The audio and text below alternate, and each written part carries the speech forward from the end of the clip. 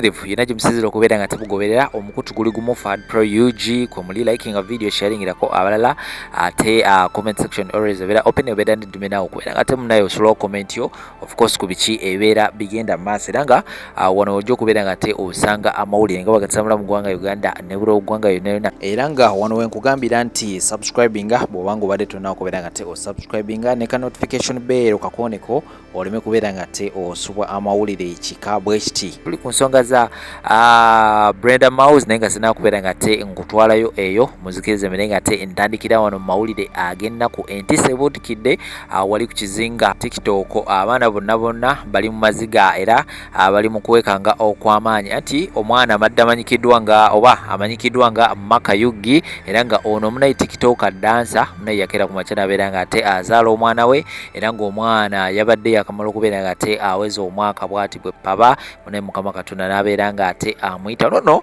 abadde nga n'omwana we era nga buli temba badde nga bakola challenges zenjawulo awo ku TikTok era nga agenda kubeera nga tembatera obutambi obusobola okubeera nga temulaba Maka yali ludda wagwenjogerako naye nga abali ku TikTok awo kyemmanyi mumanyi bulungi nnyo bambi mwana we yafudde era nga bino ngenda kubeera nga tenzija nabyo mu maaso awo musobola okubeera nga temulaba biki bigenda mu maaso side eyo n'ensonga za Brenda Mouse nazo zikutte wansi ne waggulu era nga waliwo ebipya ebisobodde okubeera nga te bivaayo sagala obeere nga te obisubwa etuula butuuzi wano byonna ngenda kubeera nga te mbikuterawo ebyo ate wenaba kujeeyo omukyala amanyikiddwa nga Donizera naye alina kyagamba Donizera ali awo mu ggwanga lya America ne pengepenge bonna balina kyebagamba ngenda kubeera nga te mbikuterawo awo musobola okubeera nga temulaba biki ebigenda maaso side eyo n'obutambi obulala bungi nnyo Shakashafu wali nnyo gwe wena alina ebizibu binjawulo munoonyeeko ku namba z'essimu eziri awo wansi ku screen side endala Habibu Airport Pickup gwe wena ali muteekateeka okubeera nga te okuma mu ggwanga Uganda naye nga webuuza ani ayinza okubeera nga te akukimawo ku kisaawe wamu n'okubeera nga te akutuusaayo nayona gye wandagadde okubeera nga te otuuka beekwate ku namba y'essimu 070244 emyenda giri 3 then gattako 5 buli kimu kijja kubeera nga tekitambula masavu nkomawo n'amawulire amala mangi nnyo temubaawo. Ono omukazi bambi afiiriddwa omwana we ono omukazi Macha omwana we afudde kino tekiri fantastic video zonna azijjeeyo waliwo ambuuziza kakati lwaki ajjayo video zonna ekintu kye bayita okufiirwa omwana gwokyali eyo mbu omusajja nkyaye ye heartbreak obulumi bukuluma ku mutima olw'okuba omusajja yakukyaye era ogamba ne banno mbu I've never seen something painful like omusajja okukyawa omuntu. My brother, my sister, ekintu kye bayita okufiirwa omwana ye pain ekyasinza okubeera mu bulamu bw'ensi eno anti osobola n'okwetta bwatabeerawo bantu kumpi osobola okwetta bwatabeerawo bantu kukwatakwata osobola okwewa obutwa kankubuulire teri muzadde ayagala mwana we kufa amuleke ku nsi buli muzadde ayagala afe alekewo omwana we anti omwana we bwafa ebisanga omuzaala bikomawo n'oddamu n'owulira pain gye wafuna ng'ozaala omwana oyo nze nkubuulire. Brenda Miles agwawo ngenda kwogera ku muwala ono buli malaaya yenna omusajja n'omukazi eno video gyetaaga buli malaaya musajja mukazi eno video gyetaaga bana abasajja nabo balimu olw'abamalaaya abalowooleza mbatwagala bakazi balina ssente teri kyogenda kukola mu ezo ssente obeere nakyo buli malaaya annyuka nga bwe yabuyingira okujjako nga yali mubbi ate omubbi ali connected kale Brenda Miles ekimukuba si siriimu kubanga siriimu agaba chance nyingi ku bakasitoma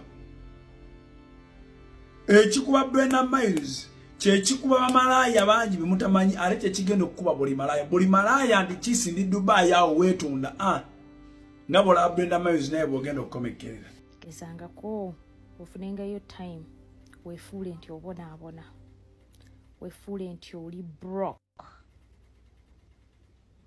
wano mu Bulaaya bakiyita oregistering nga kye bayita bankruptcy nga bolaba PDD bwe yakola you register nobeera nga you have filed for being bankrupt oba obadde mugagga nnyo oba obadde oli na ssente bano ba billionaires oba ki nabo batoli billionaire mu bulamu bw'ensi funayo once a while worth of your time weefuule nti obonaabona weefuule nti you're struggling, weefuule nti toyina kiddako, weefuule nti ensi ekkubye, osobole okumanya animo baani bannoobo, baani bakwano bo, baani abasobola okuyimirira naawe, baani abatuufu around you, baani abasobola okustaninga with you through thick and thin. Kijja kuyamba nnyo okwebeereramu okumanya where you stand with those people, be it family, be it friends, be it whatever it is.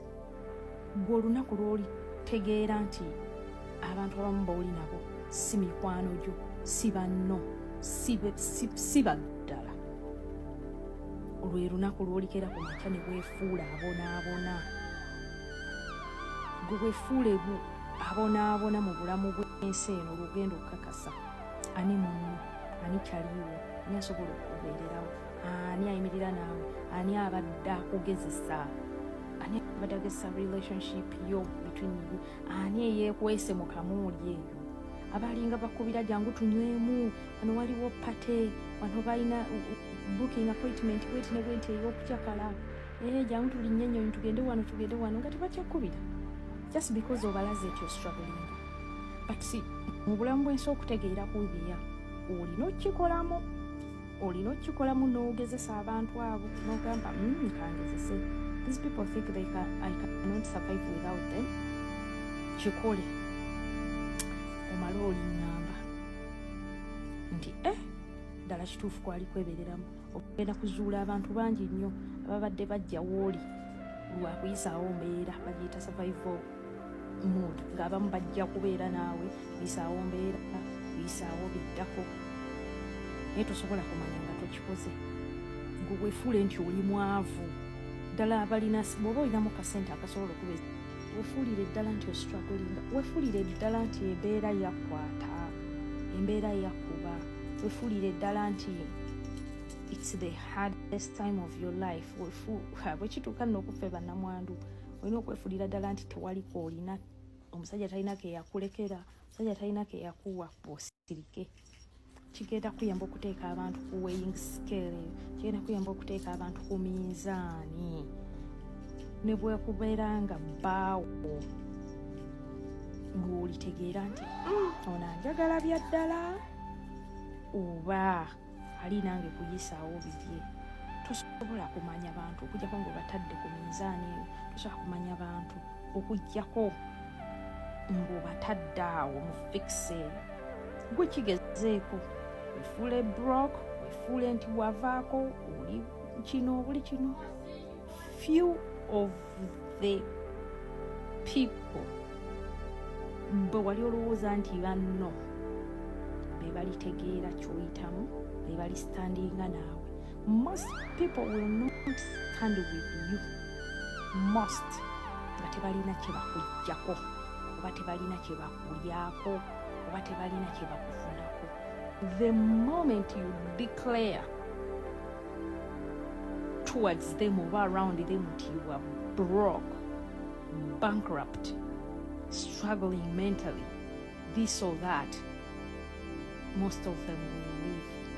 Kijja kuyamba okumanya baani b'osigaza, baani b'oleka mujja neyo. Kijja kuyamba okumanya baani abatuufu, baani abatabadde batuufu. Kijja kuyamba okukula mentally. Kijja kuyamba mental growth yo. Experience is the best teacher. Kijja kuyamba nnyo. There are people I've just left nengamba kale just because nebeereramu nembateeka awo nembasengejja nensigala bagamba hi sibanyigira, siri mulabe waabwe, siri ki, but my mental growth yatuuka neekula nemanya bano tebalina kubeera mu bulamu bwange era sirina kubeera nabo. Kyannyamba nnyo. Nakikola ntya? Kwali kuyita mu kaseera kazibu akugezesebwa, and I think it was the best experience and it still has been. Yes, it's lonely, but very lonely at the top ng'oli kuwininga. Baleke at least obalese obayize naye bw'oba tokikoze togenda kuyiga. Ogera ku kintu ekinnuma ng'omuzadde era kansubire ekikwetagisa kubeera muzadde okutwala obubaka bwange buno, naye kansuubire nti nja kugezaako okusengeka ebigambo byange anaasobodde okufumiitiriza n'ategeera kikyentegeeza vidiyo yange era nagisharinga. Uganda tutwala obudde bungi nnyo mu kusomesa abaana, n'omusanga ng'omwana asomye subjects nga 2 naye nga Katonda mukuzagenda okuganyibwamu eringa emu, naye noona emyaka egisukka mu 10 n'omusobyo ng'alina ekintu kyasoma, naye ng'ate waatuuka otuuka omujjulula oba n'omusindika mu nsi nga kyeyasomera sikyagenda okukola. Bangi mubadde basawo ne muzze eno muwekanga muyonja musangula bakadde bubina, n'osanga yasoma amateeka ng'ayonja street eno ku Bulaaya ng'emirimu eyo gyabula. Naye abazungu balina ekintu kye mbalabyeko kye batusinga, era mbadde nsaba buli na Uganda kizigaya naye nga vidiyo katambuzi nti omwana we asobola omumanya obusobozi bw'omwana we at the earliest stage. Atya omwana oba omuzadde asobola olaba nti omwana wange ono asambasamba nnyo ebintu, osanga yandiba omusambi w'omupiira n'amutwalira mu kisaawe. Omwana wange ono abuukabuuka, osanga yandiba mu high jumping n'amutwalira mu kubeera athlete. Kwegamba n'alaba omwana afumita omwana wange yandiba omutunzi n'amutwala okusoma ekyalaani. Kimusobozese okubeera omuntu asobola okubeera na omulimu ogw'omu mutwe waba akuze nga ensi etabuse. Kikyentegeeza piloti omuzadde amulabirawo ku myaka emito era n'amutereka mu ssomero lya piloti. Yesobola kiba piloti wano betulina mu Bulaaya bya myaka 25, mu Afirika piloti omutuufu alina kubeera mu myaka 6.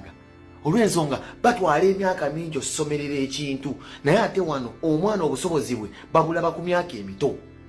Kati nabadde ndi abo nendaba omwana wa Moti mu Baranguzi. Omwana wa Moti mu Baranguzi yamutwala n'asoma diguli. Kintu kirungi nnyo okubangula omwana wo n'omumalira mu ssente afuuka omuntu obuvunaanyizibwa oba omubanguleko. Naye ate ebiseera ebisinga kyane kutwalira obudde oba ebiseera ne ssente singa walwawo okumanya nti omwana ono alina talanta. Kikyentegeeza okimanyi nti omwana wa Moti akola ebintu kati taata we byadazza akola.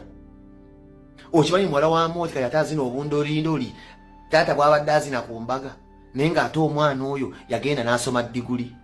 Kati we netunulidde omwana ono nengamba naye osanga kana akasente Moti kayono n'atwala omwana ono okusoma bitutamanyi byasoma kwa kati mulaba ku TikTok akola taata we byakola, singa oba yakasevinga n'akolamu ate ekira kiyinza omuyamba.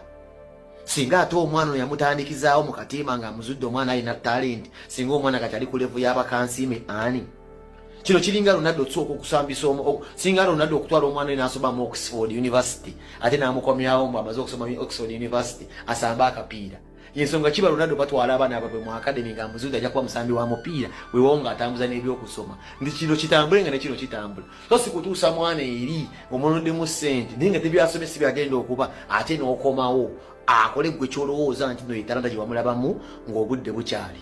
So baganda bange mbadde nsaba nti si musango obutasomesa mwana, oyinza okuba tosobola, naye ngamba tufeeyo nnyo okulaba omwana waffe watuzuula obusobozi abaana baffe balina, tubanguyire tuleme bakooya, bakole kye basuubira, baspecifyinge kye basobola okukola nga bakuze. Ensi ejja bagondera.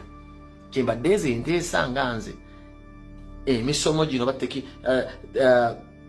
isomesa babita batya bino ebintu technical schools nosanga omwana nga asoma ekyalaani, omwana asoma sonye ebya makanika tembigaya. Si buli muntu alina kubeera lawyer, si muntu alina kubeera doctor. Yibadde nteesa yange singa oba okalabyemu omulamu oyinza okukantambuliza. Asigadde Lucifer Nation.